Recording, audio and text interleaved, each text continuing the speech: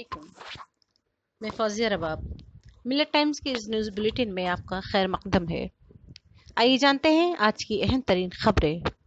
سب سے پہلے head lines. گو رکشکوں کی دہشت گردی جاری۔ ہریانہ سے کنٹینر میں بیل لا رہے ہیں ڈرائیور کو پولیس اور دیہی لوگوں نے سڑک پر جم کر پیٹا۔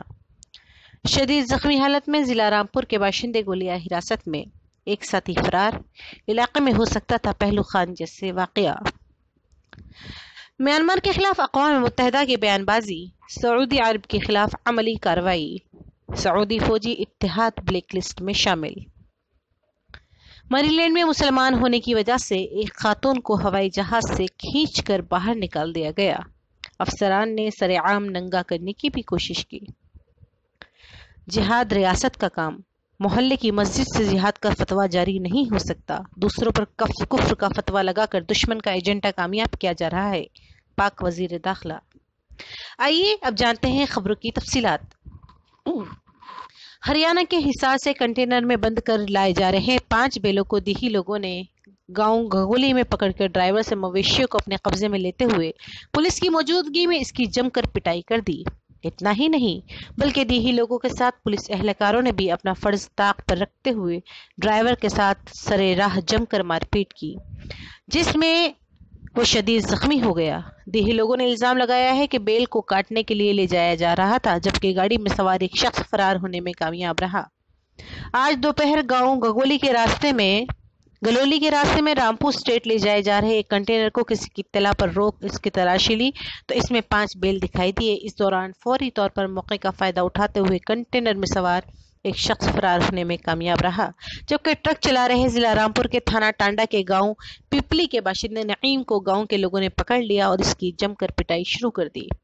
گاؤں والوں نے کنٹینر سے 5 بیلوں کو نکال کر اس میں آگ لگانے کی کوشش کی تو اسی دوران اطلاع پر پولیس بھی موقع پر پہنچ گئی، لیکن گاؤں والوں نے پولیس کے سامنے پکڑے گئے ڈرائیور کی جم کر پٹائی کی۔ موقع پر پہنچے MDM رام ولاس یادو، CO سدھارتھ سنگھ اور کوتوالی انچارج پنکج تیاگی نے بمشکل نعیم کو لوگوں سے چھڑاتے ہوئے اپنے قبضے میں لیا۔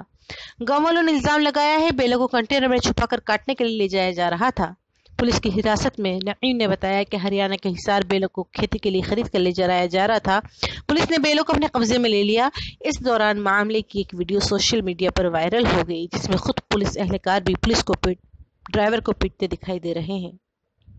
کوتوالی انچارج نے بتایا کہ ملزم نعیم نے بتایا کہ اس کے ساتھ اس کا دوسرا ساتھی اسی کے ہی گاؤں کا عرفان فرار ہوا ہے۔ انہوں نے کہا کہ مویشی زیادتی کے قانون کے تحت ملزمان پر معاملہ درج کیا جائے گا۔ اقوام متحدہ نے یمن میں بچوں کی بڑی تعداد میں ہلاکت کے معاملے پر سعودی فوجی اتحاد کو بلیک لسٹ کر دیا۔ اقوام متحدہ کے سیکریٹری جنرل اینٹونیو گوتریس کی جانب سے بچوں پر مظالم کے حوالے سے سالانہ رپورٹ سلامتی کونسل میں جمع کرائی گئی۔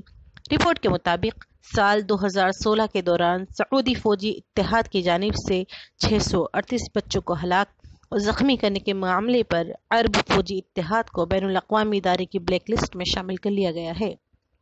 اس کے علاوہ حوثی غازیوں، یمن کی حکومتی افواج، حکومت کی حمایتی ملیشیا اور القاعدہ کو بھی گزشتہ برس کے دوران بچوں کے حقوق کی خلاف ورزی کرنے پر بلیک لسٹ میں شامل کیا گیا ہے۔